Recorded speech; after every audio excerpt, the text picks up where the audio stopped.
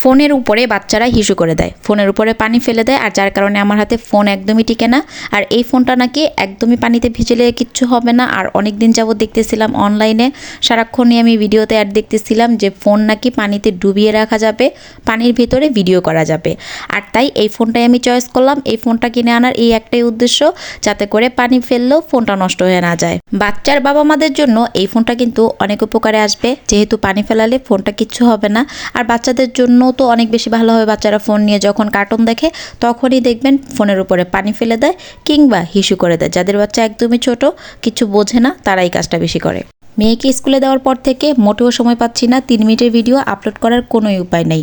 কোনো রকমের reels upload করতেছি, আর বড় ভিডিও আপলোড করার মতো কোনো সময়ই আমি পাচ্ছিলাম না। ভিডিও বানানো আছে, তবে ভিডিওতে ভয়েস দেওয়া, এডিট করা, এই সময়টাই আমার হাতে হয়ে উঠছিল না।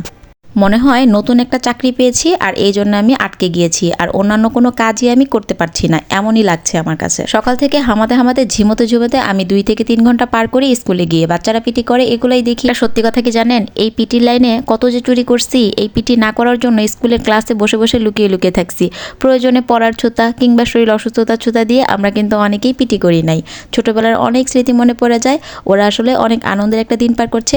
আল্লাহ যাতে সুস্থ রাখে, ভালো রাখে। সবাই বাচ্চাদের জন্য করবেন। কয়দিন তো আমি এটাই খুঁজে পাইনি, স্কুল থেকে যাওয়ার পর কি আমি রান্না করব নাকি রান্নাটা আমি করে রেখে যাব। আসলে আমি এইটাই সিদ্ধান্ত নিতে পারছিলাম না, যার কারণে আমি ভিডিওটা ঠিক মতো করতে পারছিলাম না। আগের ভিডিওগুলোই ঘুরিয়ে পেঁচিয়ে আমি ছাড়ছিলাম, তবে নতুন করে ভিডিও করার কোনো সময় পাচ্ছিলাম না। আজ থেকে আমি ডিসিশন নিয়েছি রাতের বেলা রান্না করে রাখবো, আর সকাল হলে স্কুলে চলে যাব, কারণ আস্তে আস্তে 12টা বেজে যায়। আমরা মহিলারা বাইরে গেলে এই যে এগুলা কিনি, এগুলার প্রতি যদি চোখ যায় তাহলে আমাদের এগুলো নিতেই হবে। হাঁড়ি, পাতিল, চামচ, বাসন কোসন। আর যারা রান্নাঘরটাকে একটু বেশি পছন্দ করে তাদের কাছে তো এটা অনেক বেশি পছন্দের। আমি কিন্তু এই সিলভারের জিনিসগুলো আমার কাছে অনেক ভালো লেগেছিল বলে আমি সবগুলোই কিনে নিয়েছি। সবকিছুর যা দাম, এই কড়াইগুলো এক একটা কড়াইয়ের প্রাইস এক এক রকম ছিল। এই কড়াইটা কিন্তু অনেক বড় ছিল, মানে পাতিলটা অনেক বড় একটা পাতিল ছিল, ছোট বড় মিলানো ছিল। স্টিলের জিনিসপত্র চুলায় বসালে কালো হয়ে যায়, আর যার কারণে চুলায় বসানো যায় না।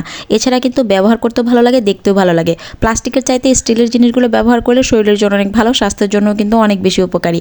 আপনারা কিন্তু চাইলে স্টিলের প্লেটে খাবার খেতে পারেন, বাচ্চাকেও খাওয়াতে পারেন। প্লাস্টিক ব্যবহার না করাই ভালো। আমার ছেলে কাচের বাটি কিংবা মেলামাইনের কিংবা প্লাস্টিকের নর্মাল যে প্লাস্টিকগুলো হয় ওইগুলোতে খাবার দিলে খাবার শেষ কিংবা কোনোভাবে রাখা হয়েছে অমনি হাত থেকে নিয়ে এক আছাড়ে গুঁড়ো গুঁড়ো করে ফেলে। আর যার কারণে আমি ওর জন্য এই ছোট ছোট বাটি আর স্টিলের প্লেট এগুলো কিনে এনেছি। তারপর ভাবলাম বিকেলবেলা একটু পিঠা বানাই। চুষি পিঠা কিন্তু আমার অনেক ভালো লাগে, আপনাদের কার কার কাছে ভালো লাগে? আর এই পিঠার রেসিপিটা কিন্তু আমি অবশ্যই আপনাদের সাথে শেয়ার করব। পিঠা বানাতে কার কার ভালো লাগে অবশ্যই কমেন্টে জানাতে ভুলবেন না। আর অনেকদিন পরে আমার ব্লগটা দেখে আপনাদের কেমন লেগেছে অবশ্যই জানাবেন। আজ এই পর্যন্ত, আল্লাহ হাফিজ, আসসালামু আলাইকুম।